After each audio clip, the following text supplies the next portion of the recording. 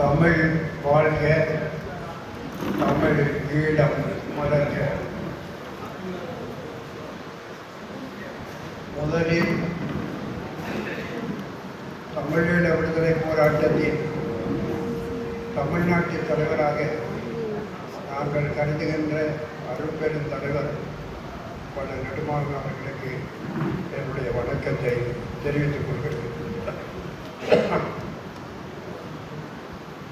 இந்த நிகழ்ச்சிக்கு அவர்தான் தலைமை தாங்கியிருக்க வேண்டும். நான் அவரை சந்தித்தேன், 3 நாட்களுக்கு முன்பு கூட சந்தித்தேன். நலமாக இருக்கிறார்.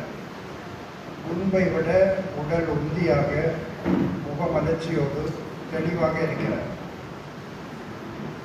2 கால்களும் உடைந்தன. ஒரு கால் உடைந்தவுடன் இங்கேதான் அது நிகழ்ந்தது. மருந்து செய்து ஓரளவு நடக்க தொடங்கிவிட்டார். அதற்கு பிறகு இங்கேயே வந்து நிகழ்ச்சியில் அவர் கலந்திருக்கிறார்.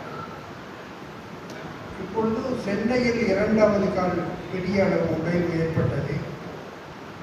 அதற்கு பின்பு ஒரு நீண்ட இடைவெளி.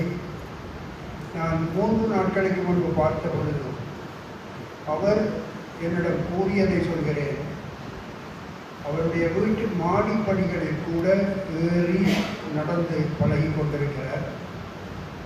அவரோடு நான் பேசியிருந்துவிட்டு வெளியே தெருவுக்கு வருகிற பொழுது வாசல் வரை அவருடைய அந்த நடக்கிற கல்வியோடு துணையோடு வந்து என்னை வழி அனுப்பி வைத்தார். அது எப்பொழுதுமே அவர் கடைப்பிடிக்கிற ஒரு பண்பாடு. அரும்பெரும் தலைவர். அவரை என்றும் தமிழீழ விடுதலை போராட்ட வரலாறு மறக்காது. இன்று இந்த நிகழ்ச்சிக்கு தலைமை தாங்கிய அயனாவரம் முருகேசனார் அவர்களை நான் நீண்ட நெடுங்காலமாக அறிவேன். ஐயா அவர்களின் நிழலாகவே அவர் நீண்ட காலமாக வாழ்ந்து வருகிறார். அவர் மீது மிகுந்த பாசம் கொண்டவர். இந்த தஞ்சைக்கு நான் வருகிற போதெல்லாம் அல்லது தஞ்சையை நான் நினைவு கொள்கிற போதெல்லாம் என் மனதில் படிச்சென்று நிற்கிறவர்கள் 4-5 பேர் இருக்கிறார்கள்.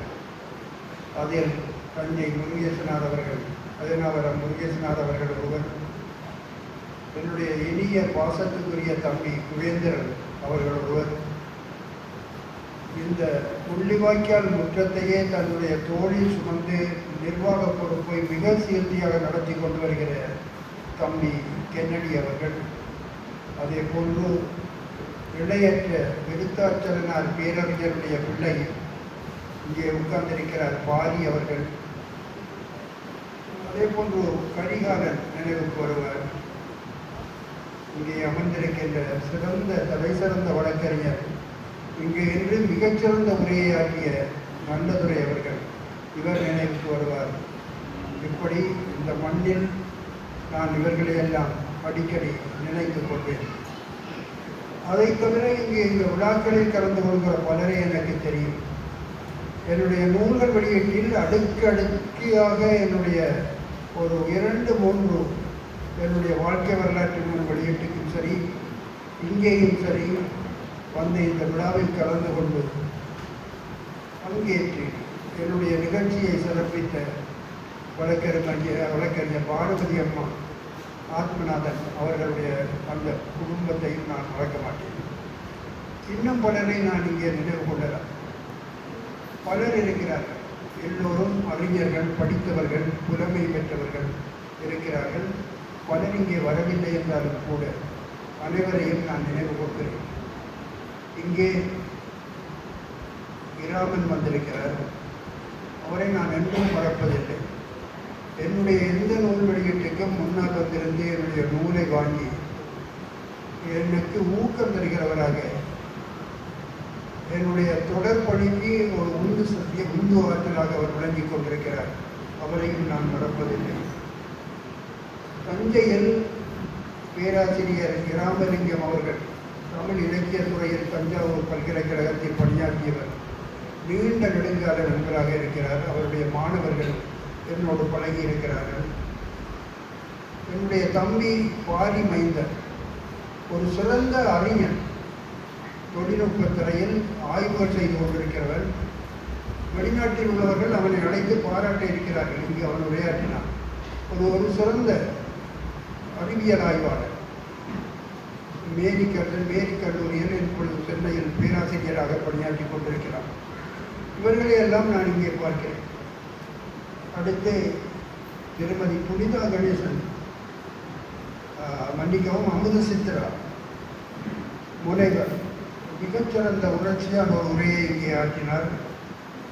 அடுத்து நான் இந்த பகுதியை நினைக்கிற பொழுதெல்லாம் பக்கத்திலேயே இருக்கிற திருவாரூரை ஒட்டிய அந்த சிற்றூரில் வாழ்ந்து கொண்டிருக்கிற என்னுடைய பாசத்துக்குரிய தம்பி கமல்மணி இங்கே வந்திருக்கிறார். அவரால் நடக்க முடியாது, கால்கள் செயல்படுவது குறைவு. அவர் என்னுடைய மிக மிக பாசத்துக்குரிய ஒருவராக இங்கே இருக்கிறார். அவருடைய மகள் தான் நறுமுகை இங்கே உரையாற்றினார்கள். தமிழ்மணி ஒரு பெரிய தமிழில் ஆழமாக தோய்ந்த ஒரு தமிழ் அறிஞர், பாவாணர் வழியில் இயங்கிக் கொண்டிருக்கிறவர், மறைவாக தொலைவில் இருந்து நிறைவாக பணியாற்றி கொண்டிருக்கிறவர். அவரை நான் அடிக்கடி எண்ணி பெருமைப்படுவதுண்டு. அவர் ஒரு சிறந்த இலக்கியராகவும் இருக்கிறார். இங்கே கதவோரத்தில் தொலைவில் உட்கார்ந்திருக்கிறார். அவரால் நிற்க முடியாது, உட்கார முடியாது. தமிழ்மணி ஒரு நறுக்கு எழுதினார். பொழிச்ச இலக்கியம் என்று சொல்கிற, புதுப்பா என்று இன்றுள்ளவர்கள் சொல்கிற ஒரு சிறந்த உரை இலக்கியம். ஒரு 4 வரிகள், அவர் எழுதிய வரிகளை என் வாழ்வில் நான் என்றும் மறப்பதில்லை.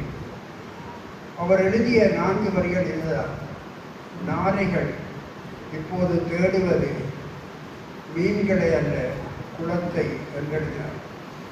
இதுதான் தமிழ்மணி எழுதிய மிகச்சிறந்த ஒரு இலக்கியம். அவர் என்னுடைய இந்த நூலுக்கு அணிந்துரை வழங்கியிருக்கிறார். அதே போன்று தீக்கசி என்று ஒரு காலத்தில் பாராட்ட பெற்ற ஒரு இலக்கிய ஆய்வாளர், அவருக்கு இணையாக வள்ளிக்கண்ணன் இருந்தார். மிக பழைய காலத்தில் மதிப்பு பெற்ற 2 திறனாய்வாளர்கள் இலக்கியத்துறையில், தீக்கசி, வள்ளிக்கண்ணன். இருவரும் என்னுடைய நூல்களுக்கு அணிந்துரை எழுதியிருக்கிறார்கள். அந்த தீக்க